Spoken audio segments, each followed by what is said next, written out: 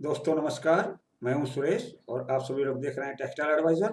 दोस्तों आज हम आपके साथ में डिस्कस करेंगे सेंटर वेब फॉर मोशन के बारे में। मैं आपको बताऊंगा objective of centre web for motion, structure of centre web for motion and working principle of centre web for motion. तो गाइज इसके पहले कि मैं डिस्कशन शुरू करूं, मैं आप सभी लोगों से रिक्वेस्ट करूंगा कि आप सभी लोग मेरे चैनल को सब्सक्राइब कर लीजिए।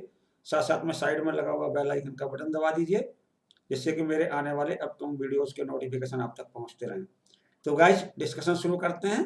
तो जैसा मैंने आपको बताया, आज के डिस्कशन का टॉपिक है सेंटर वेब फॉर मोशन, और आज के वीडियो में मैं आपको डिस्कस करूंगा objective of centre web for motion and structure of centre web for motion और working principle of centre web for motion. तो सबसे पहले मैं आपके साथ में डिस्कस करता हूं objective of centre web for motion. Guys, जो हमारी लूम होती है तो उसके अंदर एक वेफ्ट ब्रेक स्टॉप मोशन लगी होती है। तो जो वेफ्ट ब्रेक स्टॉप मोशन होती है उसका काम होता है, यदि आपके लूम के ऊपर चलते चलते वेफ्ट का धागा टूट जाता है या आपके सेट के अंदर वेफ्ट का धागा एब्सेंट हो जाता है तो आपकी लूम बंद हो जाती है, और लूम बंद करने का काम होता है weft break stop motion mechanism होता है, तो वही आपके लूम को बंद करता है। गाइस, जो हमारा वेब फोर्क मोशन होता है तो वो साइड में लगा होता है। तो साइड में जब लगा होता है तो गाइस इसको सेंटर में लगाने की आवश्यकता क्यों पड़ गई?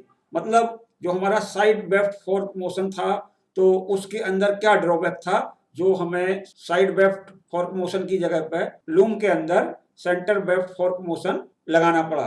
तो गाइस, जो हमारा साइड वेब फोर्क मोशन होता था तो वो साइड पे लगा होता था, और को जो मोशन ट्रांसफर होता था वो बॉटम शाफ्ट से मोशन ट्रांसफर होता था। तो side web fork motion loom के हर 2 राउंड पे आपके वेफ्ट को सेंस करता था, मतलब उसको फील करता था कि वेफ्ट सेट के अंदर प्रेजेंट है या नहीं है। तो गाइज क्या होता था कि यदि आपके 2 पिक खाली चले गए या 2 मिसिंग पिक हो गए आपके लूम के अंदर, तो फिर आपको क्या करना पड़ता है कि 2 पिक के लिए आपको पिक फाइंडिंग करनी पड़ती है, मतलब लूम को रिवर्स डायरेक्शन में आपको घुमाना पड़ेगा। तो वहां पे क्या होता था कि डेंस मार्क या क्रैक्स बनने की बहुत ज्यादा संभावना हो जाती थी, क्योंकि आप एक साथ 2 पिक को रिवर्स कर रहे हो, तो ना तो वहां पे बार टेंशन सही से मिल पाता था और ना ही वहां पे जो फेल ऑफ द क्लॉथ होता है वो भी अच्छे तरीके से सेट हो पाता है। तो गाइज इसलिए आवश्यकता पड़ी सेंटर वेब फोर्क मोशन की। तो जो सेंटर वेब फोर्क मोशन होता है वो हमारे लूम के सेंटर में या नियर द सेंटर लगा होता है। गाइस, ये जो सेंटर वेब फोर्क मोशन होता है तो ये लूम के प्रत्येक पिक के ऊपर, मतलब चाहे आपकी शटल लेफ्ट से राइट जा रही है तब भी आपके वेफ्ट के धागे को फील करेगा, और यदि आपकी शटल राइट से लेफ्ट जा रही है तब भी सेंटर वेब फोर्क मोशन आपके वेफ्ट के धागे को फील करेगा। तो गाइस इसका मतलब ये हुआ कि यदि आपके लूम के ऊपर धागा टूट जाता है वेफ्ट का तो आपका centre web fork motion before beating बंद कर देता है और एक पिक पे ही कर देता है, मतलब उसको सेकंड पिक का वेट नहीं करना पड़ता है। तो इससे क्या होता है गाइस कि जो क्रैक्स या डेंस मार्क बनने की जो संभावना होती है कपड़े के अंदर वो कम हो जाती है, क्योंकि आपको पिक फाइंडिंग के दौरान एक पिक ही रिवर्स करना पड़ता है। गाइस, ये तो हो गया आपका objective of centre web fork motion. अब मैं आपके साथ में डिस्कस करता हूं structure of centre web fork motion.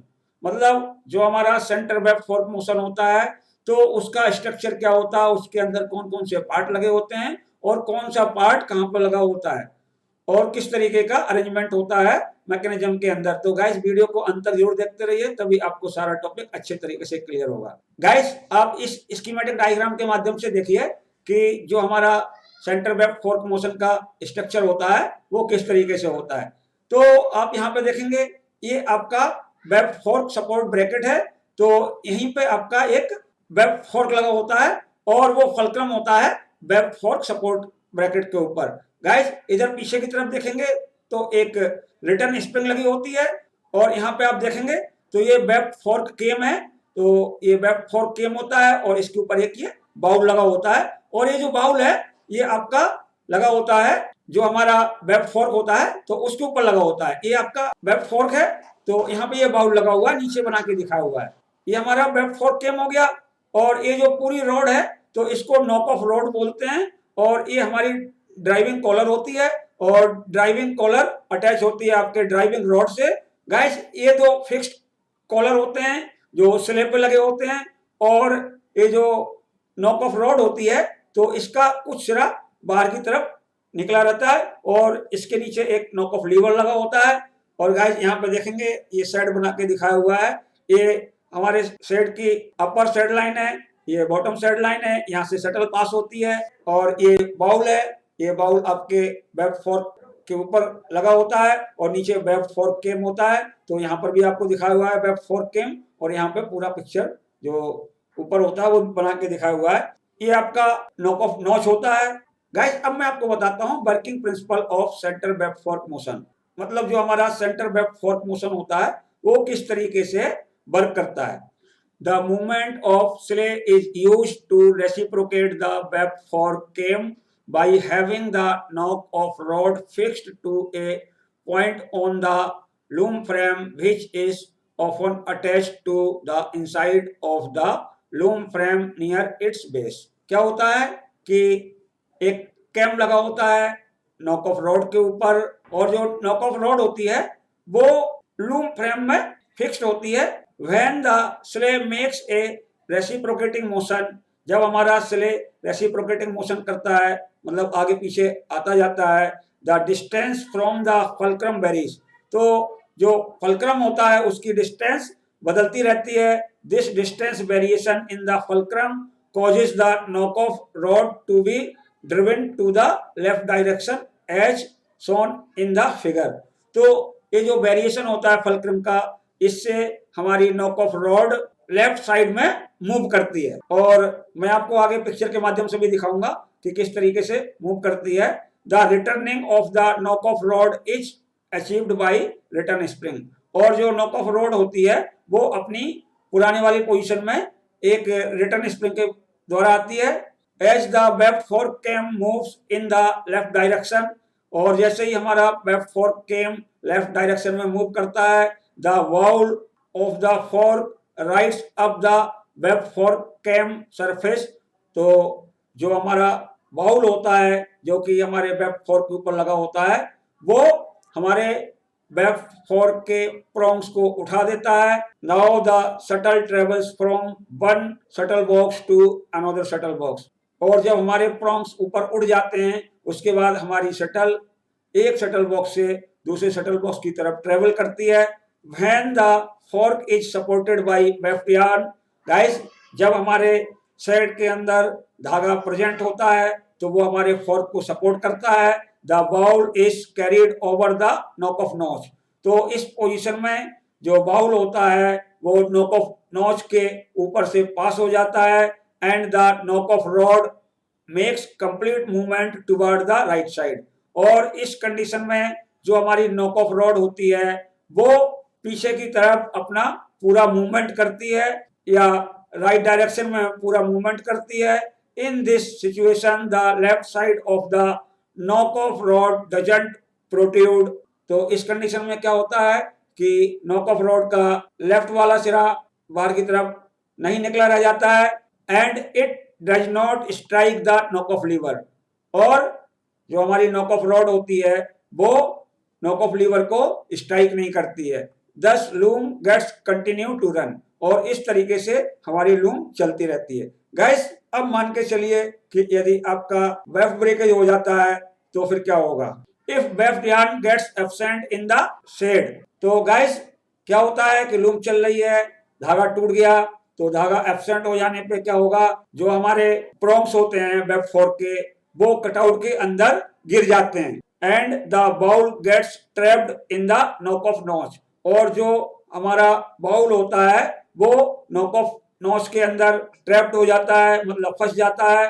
And limits the distance that the knock off rod can move to the right, तो जो हमारी नॉक ऑफ रॉड हर राउंड के बाद में पूरी कंप्लीट मूव करती है राइट डायरेक्शन में, तो उसकी जो मूवमेंट होती है वो लिमिटेड हो जाती है, वो पूरी तरीके से राइट डायरेक्शन में नहीं आ पाती है।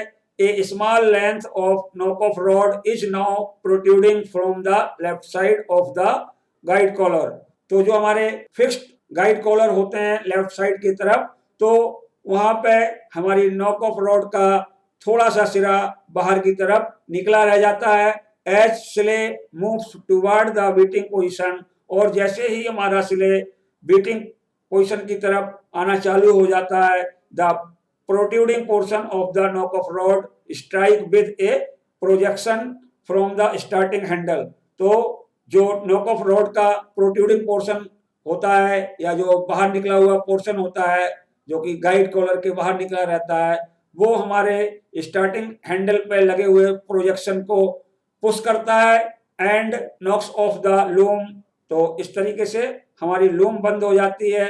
The loom is stopped before beating position, और इस मैकेनिज्म के अंदर हमारी लूम बीटिंग होने के पहले ही बंद हो जाती है। गाइस, अब हम आपको इस स्कीमेटिक डायग्राम के माध्यम से समझाने की कोशिश करते हैं कि सेंटर वेब फोर्क मोशन किस तरीके से काम करता है।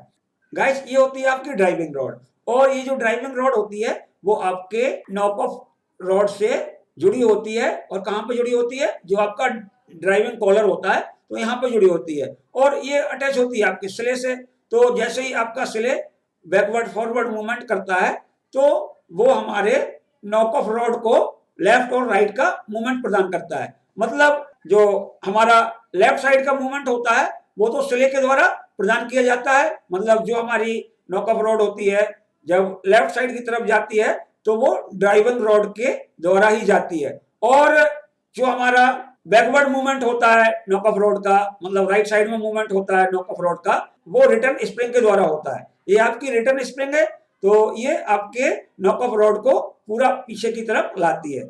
और गाइस, एक बात और होती है कि जब आपकी लूम चलती है तो जो हमारा वेब फोर्क के प्रॉम्स होते हैं तो वो ऊपर को उठ जाते हैं। वो कैसे उठते हैं कि ये जो हमारा वेब फोर्क केम होता है तो ये प्रॉम्स को ऊपर उठा देता है, और प्रॉम्स ऊपर उठने के बाद में आपकी शटल एक साइड से दूसरी साइड में चली जाती है, मतलब एक शटल बॉक्स से दूसरे शटल बॉक्स में चली जाती है। अब इसके बाद में यदि आपका धागा प्रेजेंट है तो आपका वेब फोर्क धागे से सपोर्ट मिल जाएगा उसको, और वो कटआउट में नहीं गिरेगा। उस कंडीशन में आपका जो वेब फोर्क का वाउल होता है वो आपके नॉक ऑफ नॉच से इंगेज नहीं होगा, मतलब उसमें ट्रैप नहीं होगा, और आपकी लूम चलती रहेगी। गाइस, अब चलते चलते सपोज कीजिए धागा टूट गया, और धागा टूटने पे क्या होता है कि ये जो हमारा वाउल है तो ये नॉक ऑफ नॉच के अंदर ट्रैप हो जाता है, और ट्रैप होने पे क्या होता है कि जो हमारी नॉक ऑफ रॉड होती है इसका जो बैकवर्ड मूवमेंट होता है तो बैकवर्ड मूवमेंट इसका बाधित हो जाता है। अब ये जब पूरी पीछे की तरफ नहीं आ पाती है तो नॉक ऑफ रॉड का जो लेफ्ट वाला सिरा होता है वो थोड़ा सा बाहर की तरफ निकला रह जाता है, और ये आपके नॉक ऑफ लीवर को स्ट्राइक करता है। जो कि सिरा बाहर निकला है वो सिरा नॉक ऑफ लीवर को स्ट्राइक करता है, और इस तरीके से एक प्रोजेक्शन लगा होता है स्टार्टिंग हैंडल पे, तो नॉक ऑफ लीवर आपके प्रोजेक्शन को हिट करता है और आपकी लूम बंद हो जाती है। और लूम जब बंद होती है तो आपकी रीड बीटन पोजीशन पर नहीं आ पाती, उसके पहले ही बंद हो जाती है। गाइस, मैंने आपको पहले भी बताया इस सेंटर वेब फोर्क मोशन का जो ऑब्जेक्टिव होता है या जो एडवांटेज है बस इतना होता है कि आपकी लूम हर एक पिक के बाद में बंद हो जाती है। मतलब लूम का एक राउंड लगेगा और लूम बंद हो जाएगी, या यूं कहें कि आपके लूम के ऊपर यदि कोई वेब ब्रेक होता है तो वहां पे सिर्फ एक मिस पिक होता है और लूम आपकी बंद हो जाती है। तो गाइस, इस तरीके से मैंने आपके साथ में डिस्कस किया objective of centre web fork motion, structure of centre web fork motion और working principle of centre web fork motion. तो गाइस, देख के बताइए मेरा वीडियो कैसा लगा। यदि आपको मेरा वीडियो अच्छा लगा हो तो आप लाइक का बटन दबाएं, दोस्तों में शेयर करें। और गाइस, यदि आपने अभी तक मेरे चैनल को सब्सक्राइब नहीं किया है तो कृपया मेरे चैनल को सब्सक्राइब कर लीजिए। साथ साथ में साइड में लगा हुआ बेल आइकन का बटन दबा दीजिए, जिससे कि मेरे आने वाले अपकमिंग वीडियोज के नोटिफिकेशन आप तक पहुंचते रहें। धन्यवाद।